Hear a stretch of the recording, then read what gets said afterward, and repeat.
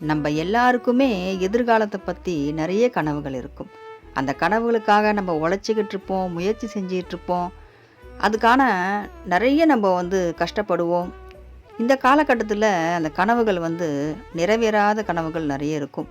அது கொஞ்சம் கஷ்டம்தான் இந்த காலகட்டத்தில். ஏன்னா நிறைய பேர் நல்லதுக்கே காலம் இல்லைன்ற மாதிரி நம்ம ஆயிட்டோம். நம்ம யாரும் நல்லவங்களை யாரும் புரிஞ்சிக்கிறது இல்லை, நல்ல மனசை யாரும் புரிஞ்சிக்கிறது இல்லை. மனசை நோக்கடிக்கிற மாதிரி பேசுறது, ஏமாத்திட்டு போயிடுறது, துரோகம் பண்ணுறது, இப்படியெல்லாம் இந்த காலகட்டத்தில் நடந்துன்னு இருக்குது.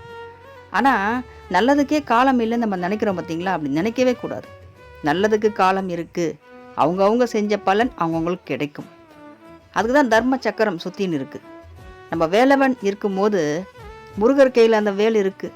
அது நல்லவங்களை காப்பாற்றுறதுக்காக தான் அந்த வேல். கெட்டவங்களை அழிக்கும். அசுரனையே வதம் செய்கிறாரு.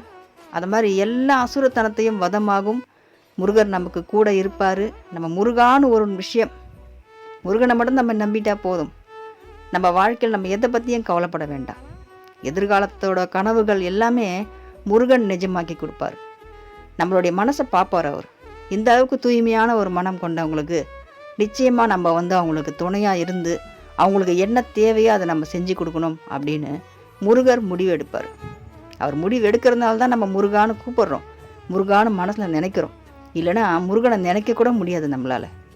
இன்னைக்கு காலகட்டத்தில் இந்த சூழ்நிலையில் இந்த கணத்தில் நம்ம முருகனை நினைக்கிறோம், முருகனை பார்க்குறோன்னா நமக்கு ஒரு விடிவு காலம் பிறக்க போகுதுன்னு அர்த்தம்.